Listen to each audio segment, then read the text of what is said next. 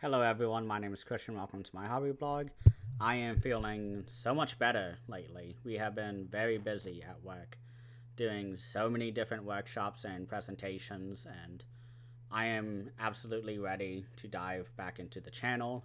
I have been doing mostly haul videos lately. I did a discussion with the wonderful Amber from Road to Talvalin podcast, which is a Wheel of Time podcast, and we were very shocked to see there was an update by George R. R. Martin, writer of A Song of Ice and Fire, that the Game of Thrones TV show was based off of.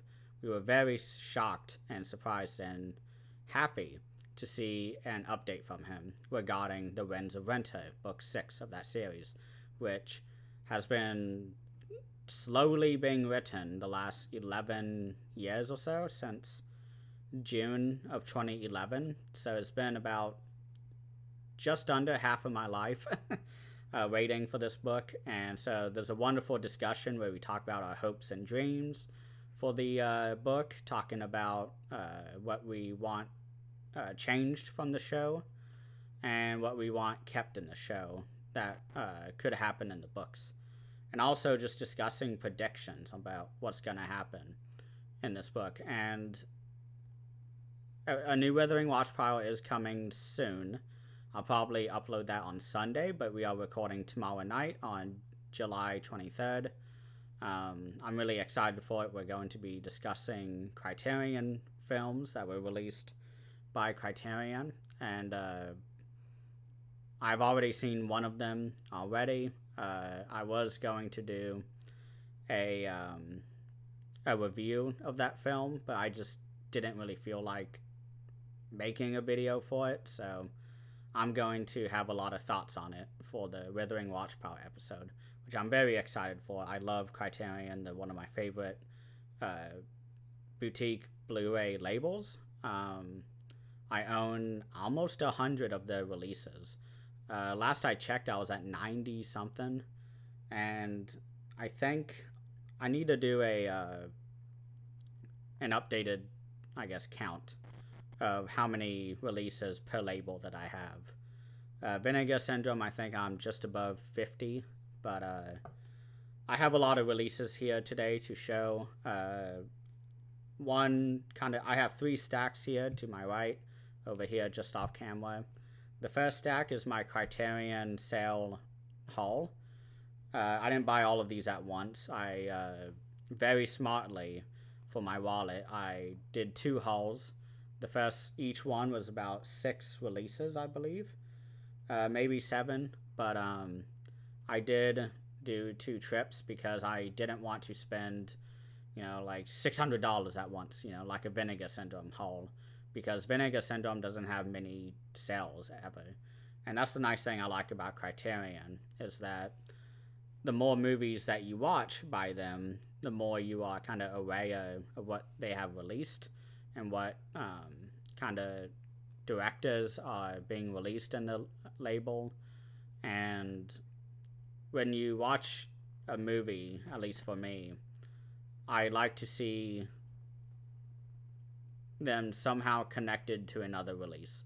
So a lot of the Martin Scorsese films, Guillermo del Toro, he shows up a lot in the supplements for many films in the collection, but I really enjoy kind of connecting things to each other. If you have seen my Daisuke Beppu interview that I did on his channel, where he asked me about my cinema journey, I kind of explained how film for me is like a never-ending jigsaw puzzle where each piece is a movie, and when you find a film or a piece that you really like, or that you can firmly identify and distinguish, whether by genre or by the director, you can put them aside, and when you find another movie that is similar, you can connect it, and you can keep connecting, and it goes crazy. That's why I like watching movies, for me, because sorry, my screen just went crazy. But that's why I really like film, because everything is connected is kind of like a central belief of mine, in that there are no coincidences, and it's really fun for me to make connections between unlikely pairs. And it's why I really love to study film history and really get into the weeds when it comes to interviews, video essays, documentaries, all of that. And that's why Criterion is one of my favorite. But my first stack is the Criterion sale.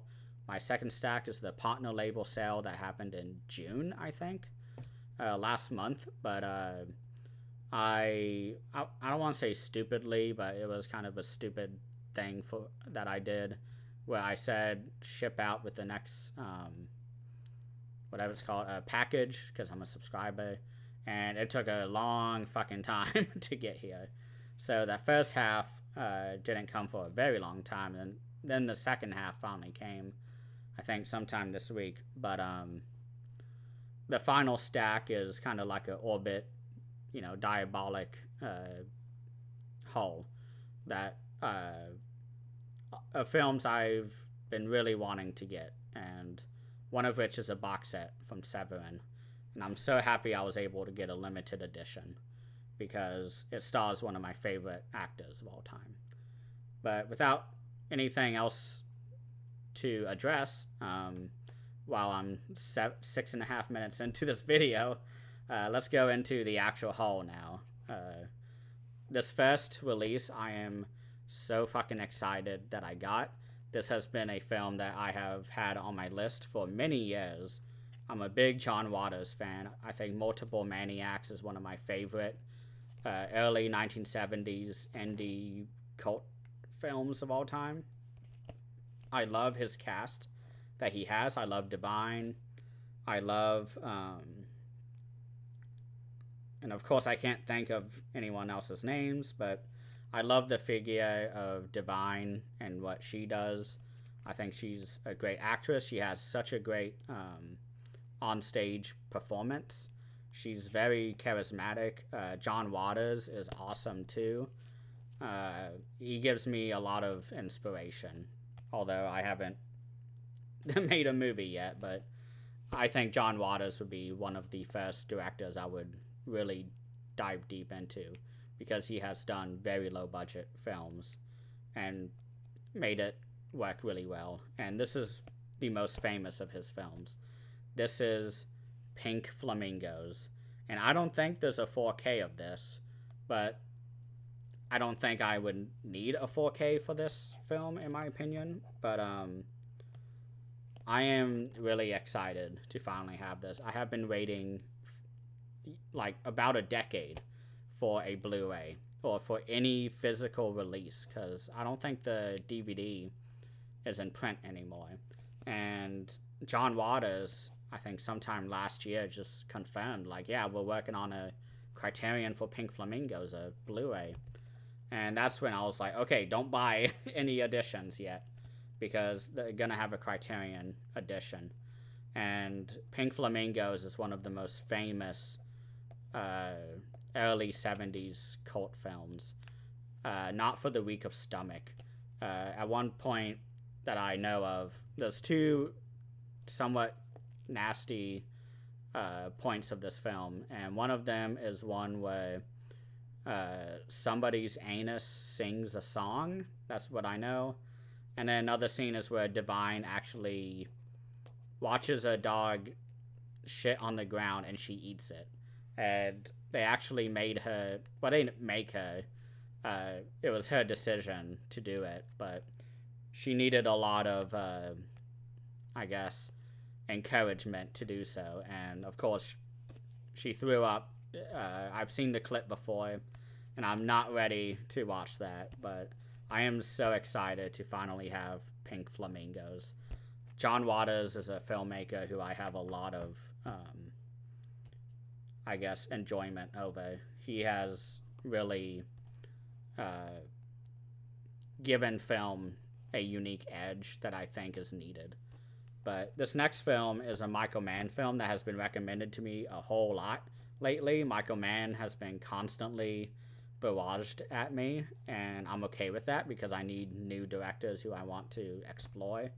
But this particular title by him I got because the main actor died like last week, maybe the week before, James Caan. And this is the film Thief. I know nothing about this movie. I know it's a heist movie. James Caan is a great actor. It's from the 80s. I really don't know anything about this film. And I'm just really excited to finally own it because it has been on my list for a number of years.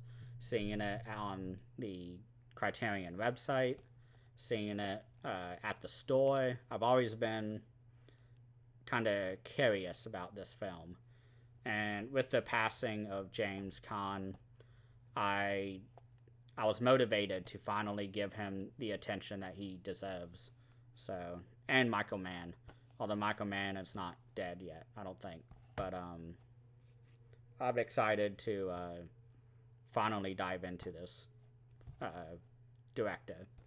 So that is Thief from 1981.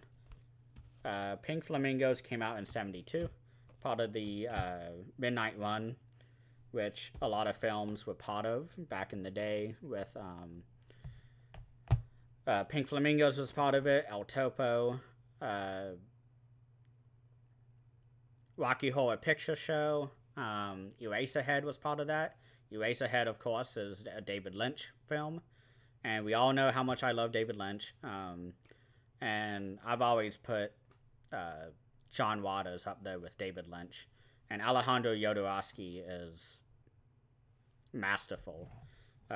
We need a upgrade of that box set of his so I can finally have his films. But this next film I got is because I love this director. I have seen every single film of his at this point, and I even did a ranking of his films at one point early in the channel. But this was a film that was released by Netflix, I want to say. And this is the film by Bong Joon-ho, Okja. This film is riveting. I love this movie. I was very kind of, I guess, reactive the first time I saw this. I really thought that this was like a anti-meat eater movie. And back then when it first came out in 2017, I still was kind of exploring different, I guess, ideologies and kind of beliefs. And I just for some reason thought like that Bong Joon-ho was making a statement against meat eaters, and I wasn't really for that. But when I actually did my research and looked at interviews and all that, and listened to Bong Joon-ho talk about this film when he was kind of talking about Parasite, I remember he addressed Okja and how this movie is more about the exploitation of animals that occur in a capitalist society in terms of food production and meat production, and talks about how capitalism in general is a very dehumanizing process for eating in general and food production. And I haven't watched this movie since then, so I've been really wanting to rewatch it and go in with a totally new outlook and point of view that I did not have when I first watched this film. And I did get the 4K Blu-ray combo because it's $5 more to get the 4K disc. So gotta future-proof your set, your collection.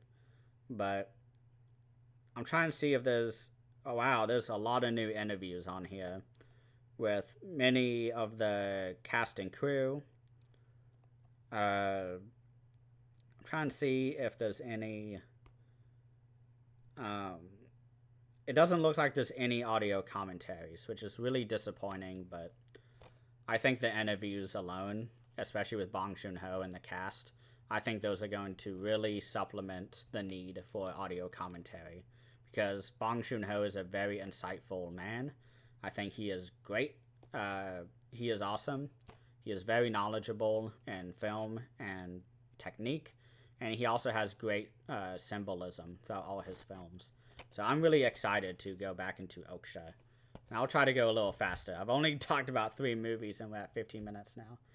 This next one is one that I saw many years ago when I first began my cinema journey.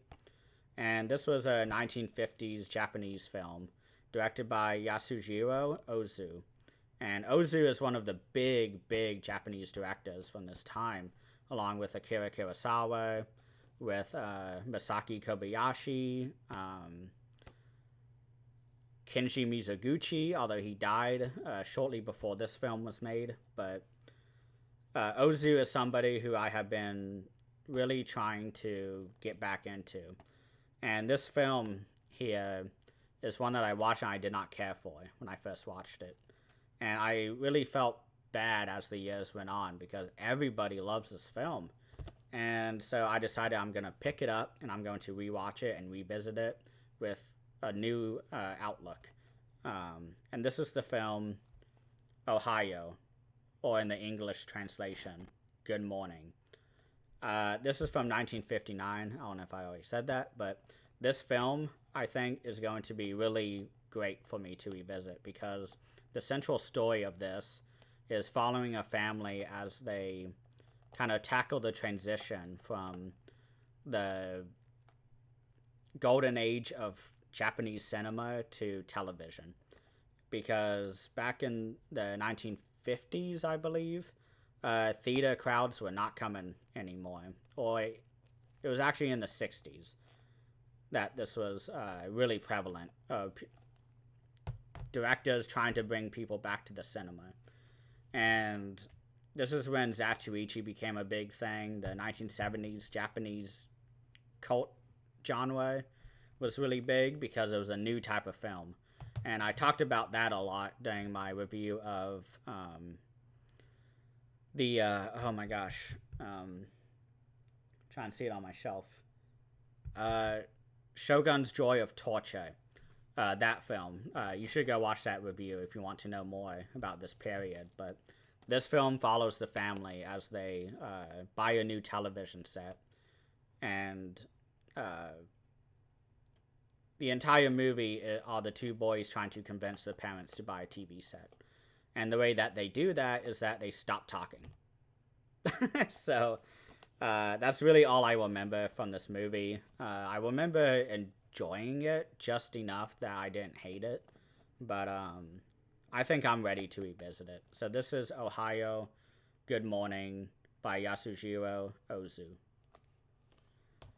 So the next movie is one that I got because Daisuke recommended it. I remember watching his kind of announcements reaction video talking about this film by Stanley Kwan, who is a queer Taiwanese director, from Hong Kong, I'm sorry.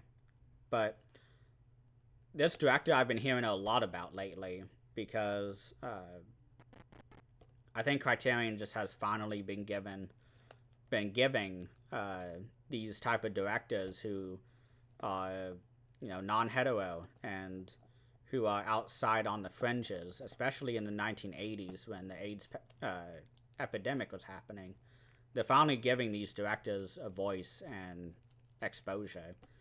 And with Daisuke's testimony to how great this film is, I had to get it. And I love the cover too. It looks really fucking good. But this is the film by Stanley Kwan, Yin Kao. And in the, I guess, English translation, it is Rouge. I can't wait to watch this. I don't really remember exactly what Daisuke was saying about this, but it shot up on my wish list pretty quickly when he was talking about this. And I'm so excited to watch this. I've been really getting into Hong Kong cinema, and I can't wait to dive in more. And I see Leslie Chung is in this film, who I think has been in a couple Wong Kar-wai films, if you remember that director. So this next one I got because this took the world by storm and last year at Cannes Film Festival. And this is one that I don't really know anything about, but this is the film The Worst Person in the World, directed by Joachim Trier. Yes, Joachim Trier. I know nothing about this movie, but with how this movie sweeped Cannes Film Festival, I knew I had to watch it. And if I don't like it, well, maybe I just need to rewatch it. But I'm really excited for this. I mean, it just did really well. Caused a lot of hype in film circles. So I bought it. And hopefully I don't get flagged for having that nudity, but I'll be quick in showing that. This next movie is one that I love. I don't know if I talked about it on the channel already, but this is one of the most depressing, dehumanizing films that I have ever seen. Dehumanizing in a way of what the main character journeys through during World War II. And this is the film by Ilham Klimov from 1985, 2.5 hours long. This is the film Come and See. This movie is fucking devastating. This movie just depressed me for about a week.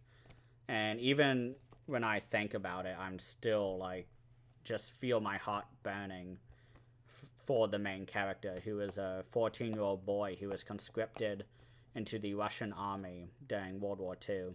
And he witnesses all the atrocities that the Nazis did, and also the Russians towards the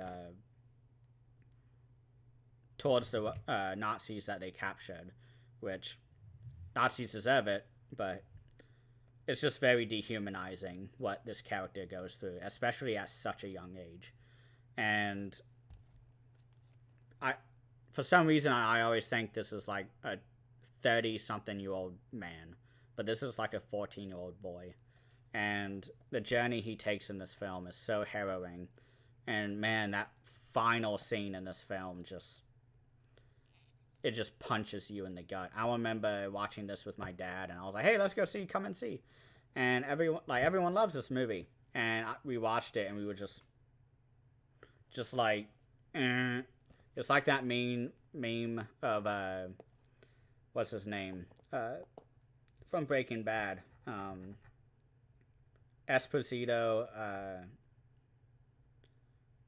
I think his last name is Esposito, but he there's that meme where he's like laughing. He's like, ah ha ha ha, and he's like, boom, and he has like a really intense, like, just traumatizing look, and that was our faces the entire movie.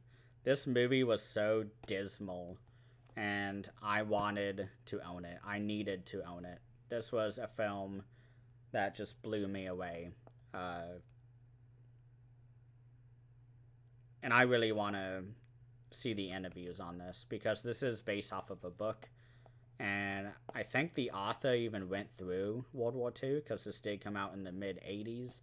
So it's going to be really a sad day when I revisit this. I'll try and not succumb to the sadness. But this next movie I got because I missed out on getting it, I think last year when it came out. But this is a film that stars oh my gosh, what's his name? Oh my gosh, Lawrence Fishburne, I think. Yes, from The Matrix. This is a film that I love the cover for. I love the color scheme of it. And this is the film Deep Cover. I don't know anything about this one either, but I know I'm going to like it, because this is a sort of, I guess, a gangster film, because it talks about a ruthless world of money, violence, and power. And so that's really all I know about the movie. And that Dr. Dre has his debut single on here. So we'll see if I enjoy this as much as everyone else. I think I will, though. So that is Deep Cover. This next film I got because everybody ever loves this movie, and it's a really classic film. in the blaxploitation genre, and this is the film by Gordon Parks. So it's not even blaxploitation; it's just a great film. This is Shaft, and I cannot wait to finally watch this. They even packaged the sequel with this, which I don't think many people know about, but this is just... This was awesome that they released this. Because as I've discussed before on this channel, and I think me and Will even talked about it, is that Criterion had an article... Well, they didn't have it published, but an article was published about Criterion and how they don't really give any black directors any releases in the collection. And Criterion acknowledged it and said, okay, yeah, you're right, we haven't, and that's a blind spot on us, and we'll try to fix it for the future. And it's been addressed at this point, I think. They've been really good about releasing black-made films, and this is one of the most famous ones. Everyone loves Shaft. A remake was made recently with, oh my gosh, Mace Windu. What is his... Samuel L. Jackson. Okay, I'm sorry. He's in much better films than Star Wars, but he was the main lead in the remake, and that just came out a few years ago, so there was a demand for a new Shaft film. But this stars Richard Roundtree, who I've seen in a couple other movies. Couldn't name it off the top of my head, but I'm so excited to finally have the chance to watch this. So this is Shaft from 1971. Yep, 71. So next is a movie that I love. This is one I saw a couple years ago, and this is I don't know what country this was made in, but this is the amazing director who I've seen a good number of movies by. He also did Roma a couple years ago. But this is the director Alfonso Cuarón. I hope I said that right. If I didn't, please let me know how you pronounce his name. But this is the film Tu Mamá También. And this movie is awesome. I really, really enjoyed this one. It's a road trip kind of comedy, but there's definitely a layer of, I guess, a deep human quality throughout that transcends the genre, in my opinion. And it's about these two men, or two boys, actually. I think they're 18, 19, and they decide to go on a road trip with one of the neighbors who is really hot, and, you know, they want to bang her, you know, all this stuff, so they go on a road trip. And they discover a lot about themselves, and kind of discover that they sort of like each other in a romantic way, these two boys. And how they deal with that throughout the film is really interesting. But this movie is just really good, and there used to be an earlier edition where I think they packaged it with like the novel or something, which they don't have anymore. That one went out of print, but I'm really excited to finally have this. This is Tu Mamá También. Excuse me. So this next one is one I got because I've been really into Kenji Mizoguchi lately. I think this is one of the final movies of his in the Criterion collection that I don't have yet. But this is the film Ugetsu. I think it's Ugetsu. But this is from 1953. I think this was one of his final movies that he filmed. But it says here on the bottom that it's all about the essential truths about the ravages of war, the plight of women, and the pride of men. So I'm already sold. I mean, it's Kenji Mizoguchi. It's gonna be really fucking good. But I'm really happy to finally own it, because I'm always looking out for Japanese cinema, especially in the golden age of Japanese cinema from the late 40s into the 60s, leading into the 1970s grindhouse type of cult films that Japan became really known for in that time period in film. But Ugetsu Ugetsu. This final movie I got because everyone was recommending it, and I haven't seen many films by Paul Schrader, I don't think. But this is the film all about a Japanese author, I believe. But this is the film Mishima, A Life in 4 Chapters. I don't know, again, I don't know anything about this movie, except that it's really good. And that everybody about flipped out when this was released on Blu-ray, because there was a really cool looking DVD of it for many years. And I almost bought the DVD, like in 2016 maybe. And then they released the Blu-ray finally. And I just got around now to this sale on getting it. So it's Paul Schrader. It's going to be great. This is Mishima, A Life in 4 Chapters. Made in 1985. So those are all my Criterion releases. So now we're going to go into my partner label sale releases. So the first one I got because it's an AGFA film. So I know if nothing else, I will have a good time. And this was a pretty famous movie and episode on Red Letter Media that they released and discussed. And this is the film directed by the same director as Things, one of the most famous, very low-budget trash shot-on-video films. Wicked World. I know really next to nothing about it. I remember watching the episode, and I said, I gotta watch this movie, because I don't know what they're trying to do. And the way that Red Letter Media does is that they don't show the movie, you know, from beginning to end. And so what they do is that they show clips, and they talk about it, show clips, talk about it. And so it's really hard to kind of gauge what the movie is about in that kind of format. So I said, I'm going to watch it myself, and this is really the only way to watch it. So that is Wicked World. So this next one I got because I'm a big fan of Saturn Koi lately. Saturn's Koi, which is a shot-on-video focused partner label. And this is a film that looked interesting. And I'm at the point now where I just want to own every Saturn's Koi release that they have. I think there's like one or two that I don't have outside of the up to this partner label. But this one looks fun, I guess. I don't watch trailers, so I don't really know. But this is the film Burglar from Hell.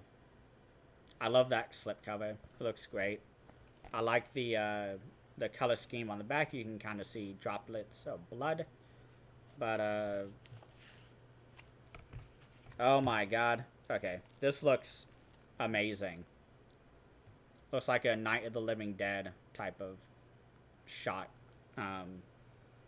Again, I don't know anything about this, but Saturn's Koi has been knocking it out of the park in my opinion. I have loved about every release of theirs that I have seen. This next one, I really, really fucking wish I got the slipcover for. And I'm so mad I wasn't able to, because I was planning on buying this at some point. And it sold out, like, instantly on the slipcover. And this is a, I guess, Terror Vision release. But this is a documentary all about a woman who gets impregnated by an alien. I was already sold on that, but this is the documentary film Love and Sauces, which I guess I can't show that for too long. But it sounds very fucking weird, and I'm all for it, and I can't wait to watch it. The fact that it's a documentary piqued my interest, so I got it. This next one I got because Robert De Niro is in this, I believe. Trying to find his name. No. Karen Black is in it, so that's good. Yeah, Robert De Niro is in this. Who was in Taxi Driver, which was just released by Criterion, that I did not get yet, but eventually I will. This is one of his first movies, I believe. in 1971. So this is Born to Win, Karen Black and Robert De Niro's early film. It sounds like it's going to be a good time. I've heard really good things about it. I'm a big Robert De Niro fan. A lot of people can't stand him nowadays, but I think he's just as good now. I can't wait to watch this. I'm just excited. This next one I got because it was running very low on the slipcover, and this has been available for over a year. I remember when this was announced, but this is the, I guess, box set called What Really Happened to Baby Jane and the Films of the Gay Girls Writing Club. So, more queer cinema. I cannot wait. I know nothing about this, but I'm trying to see any info that I can. Oh, wow. Okay. So these movies date from 1962 until 1972. So this is kind of a box set. So it says there are 3 hours worth of films in this. So I guess they're short films. But I'm just excited to have this now. And it's kind of shocking, I guess, how long it took for it to slowly go out of print. Now we're going to go into kind of the newer partner labels that came out that were kind of part of this whole. But the first one is, I think, a Jess Franco film.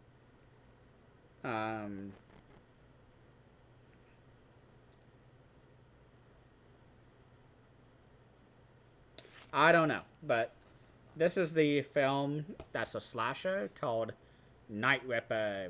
I love this color scheme. It perfectly matches my shirt. I didn't really notice that till just now, but this is a, I guess, culture shock release, which I just saw the release of Girlfriend from Hell, which was pretty fun, I guess, but I'm ready for a fun slasher. I'm kind of running out of slashers that I haven't seen yet in my collection, so had to kind of, you know, stock up. So this is the Night Ripper. It's a slasher. That's really all I know. The next release I got, because it's a Saturn's Core film, and I think this is one of the Rave Productions film. It's directed by Donald Farmer. Okay. And it stars Michelle Bauer. And seeing if I recognize any of these names. Just Michelle Bauer. Okay. I hope it's good. This is the film from 1990. The text is too small. I cannot see it. I apologize. This is Red Lips. You know it's a shot on video film when you see a cover like that, but the back is, I guess, cool looking, a little sexy, a little vampire teeth. I don't know really anything about Donald Farmer. I know his name really well, being in the, I guess, shot on video craze lately. But, oh wow, this is really cool. I love this cover a whole lot more. That's awesome. I'm really excited to dive more into Saturn's Core. I don't really have many other things to say. So I'm going to try to go a little faster. I want to go home. This next one is one I got because it sold out really quick. It was like below 100 when I finally got it. So I was like, okay, I'm going to get it. And if it's not good, I'll just trade it. This is like a shot on video collection, I think. It is called the Video Violence, the Snuff Collection. I know nothing about this, and I don't want to know anything about it until I watch it. When you open it, it opens up just like the kind of censor prospect releases. And you have the slipcover here, and it comes out. And you have, you know, the Video Violence. When renting is not enough, Could this happen at your video store? Seeing if I know any names on here. Tim Ritter, I know that name. He was in the movie I watched recently, I think. But, it says it's too violent to rate. There's a little red sticker right here. I hope it's good. I really hope it is. It's a really nice, sturdy release. I love these packaging a lot more than the bottom feeding ones. So that is Video Violence, the Snuff Collection. Next is one I got because I was really interested in it, because it's a Korean film. And it doesn't even have the title on the front. This is the film Erdog. A film by Koreeda Hirokatsu. I guess it's Japanese.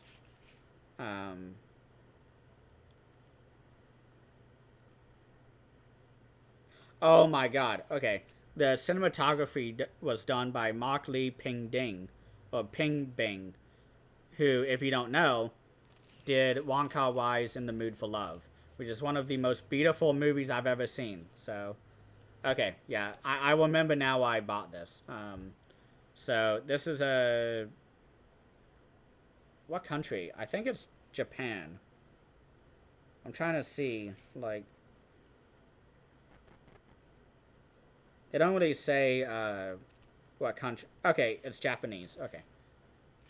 Good. I didn't want to misidentify the country that this was based in, but this Japanese film was originally manga, I guess, or a manga.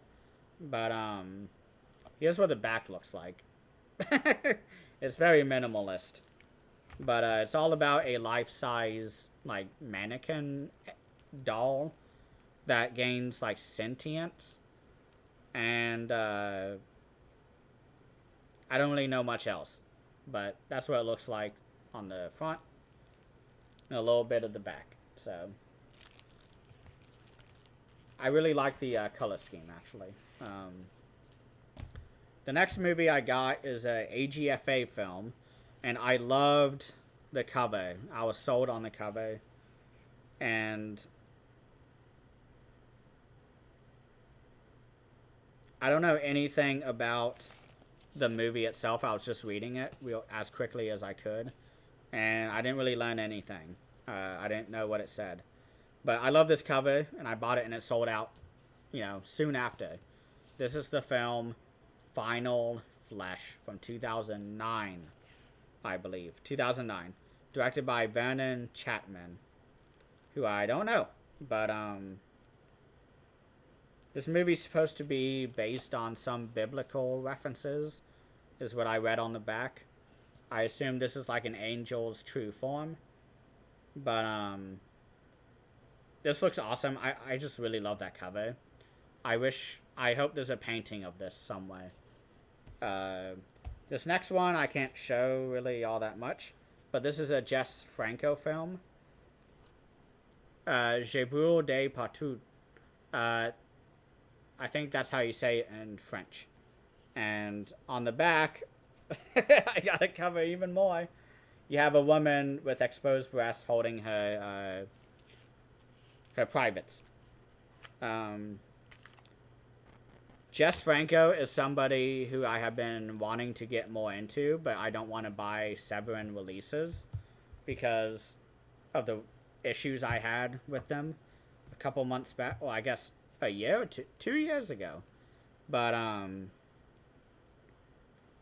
because Vinegar Syndrome released it, I said, okay, I gotta get it. And I got it. So it stars Bridget LaHaye. And she has been getting a lot of Blu-ray releases lately that she's been in. I believe she's a porn star turned actress. I don't really know. But I guess I'm excited to watch my next Jess Franco film. Even though I can't really show it ever on the channel. But, let me kind of restack this. Okay. So, this final stack only has a few releases, but, I'm very excited for all of them. The first one is one from a company called Visual Vengeance, which is a new company that has been releasing tons of movies that have needed Blu-ray releases. And most of the releases have been restoring old DVDs that were out of print for many years. Like Suburban Sasquatch is coming soon, which isn't out yet, which I wish it was. But this movie is described as the Japanese Evil Dead. And this is the film Bloody Muscle Bodybuilder in Hell. I love that cover. And on the back, you can see that, you know, there's a lot of blood. There's a little bit of the Evil Dead looking zombie behind that one guy. But I'm really excited for this. It's supposed to be really bizarre and weird and fucked up. So I really want to watch it. This is Bloody Muscle Bodybuilder in Hell. I don't know if that was translated accurately. This next one, I saw a few clips of it on Instagram because I think AGFA released, you know, every now and then they'll just post a random out of context GIF. And this was one that kind of blew my mind when I saw it. I never thought I would see an image like this that you see on the cover. This is the film The Necrophiles. It looks like a floating dead baby, and I know that it's a zombie. And that I don't really know anything about it, but apparently a baby comes back as a zombie and wreaks havoc. And I know nothing else about it. It is shot on video. I did not know that was even a shot. I didn't even know this was shot on video. So, oh my god. Okay, so apparently I was just reading the back of it. I thought this was for the special edition. But apparently this edition comes with a condom where it says Necrophiles on it. So, this company better do killer condom and package a killer condom. Because, oh my god. We shall see. I may do a review of this if this is really fucked up.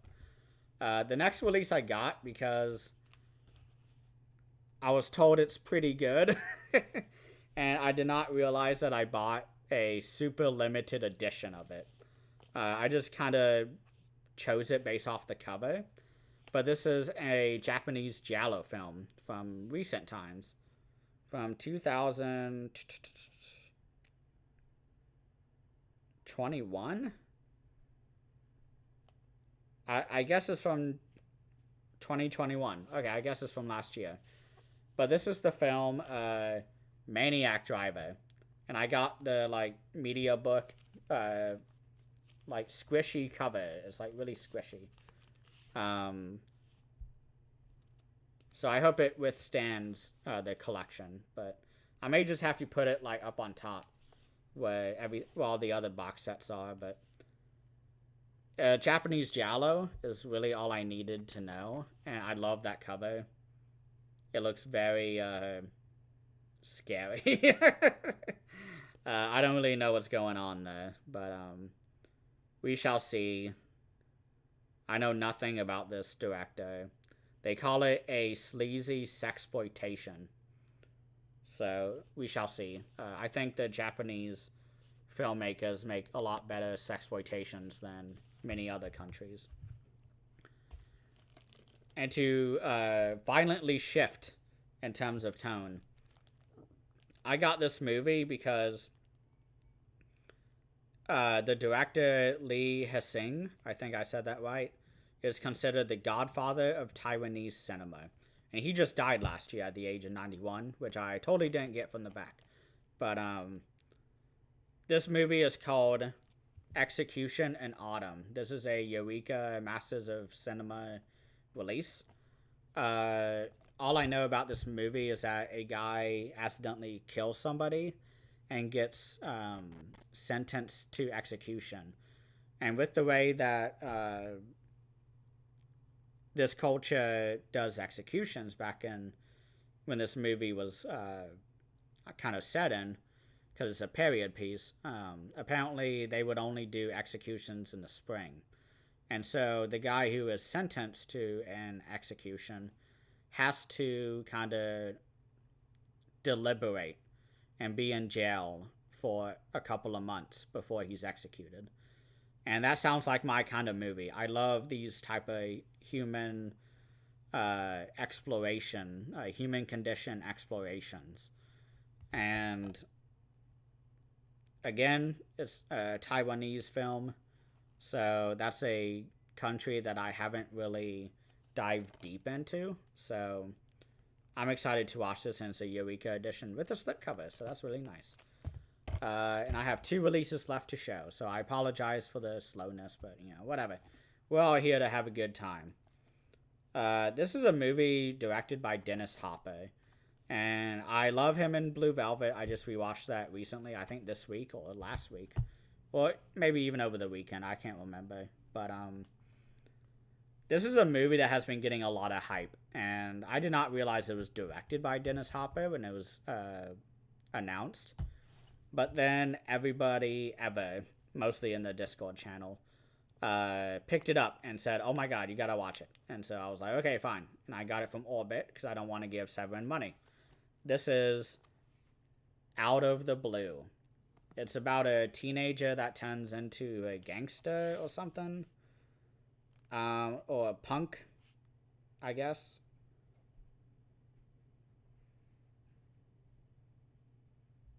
Oh my gosh. I just read the synopsis. So it says a 15-year-old... Wait. Oh. Linda Manns gives one of the greatest teenage performances of all time. As a 15-year-old who idolizes Elvis, punk rock, and her ex-con father, played by Dennis Hopper. She's surrounded by junkies and predators and follows them all down a one-way road to oblivion. Okay, I'm sold. And it was just recently that somebody told me that Dennis Hopper is actually dead and passed away like a couple years ago. And I said, what the fuck? Like, I did not even hear that. And so I got really kind of depressed when I heard that. But this is a 2-disc release that comes with many, many special features. There are 3 audio commentaries on this. Oh my gosh, there's one with Dennis Hopper. Okay, wow. Okay. This is going to be an entire exploration. This is going to be a day-long exploration of this film. Reading that description was really nice. And also, I really love the feel of the slipcover. It's very slick. I don't have many Severin releases, as you can probably see. Well, I guess it's over here somewhere. By the Shout Factories. But this is a really good feeling slipcover. Huh. Okay. And last but definitely not least is a release that I have been waiting to get, and I have been meaning to get it for a very long time, and it just kept escaping me, and I finally said, fuck it, I'm gonna get it. So I got volume 2 of the Christopher Lee, or Eurocrypt of Christopher Lee. This doesn't come with as many movies as part 1, but it comes with Uncle Was a Vampire, The Secret of the Red Orchid, Dark Places, Dracula and Son, and Murder Story. I've never heard of any of these movies. This must be from deep within the vault, or the Eurocrypt. There we go. Deep within the Eurocrypt of his filmography. I saw Cult Flicks Fix's ranking on this, and he said this was a much better box set than the last one, although I kind of really enjoyed the last one. 2 of them I thought were really, really fucking awesome, and another 2 were, good, and then there was one that I just could not even finish. So I need a voice break. Thank you all so much for watching, and please have a great rest of the weekend.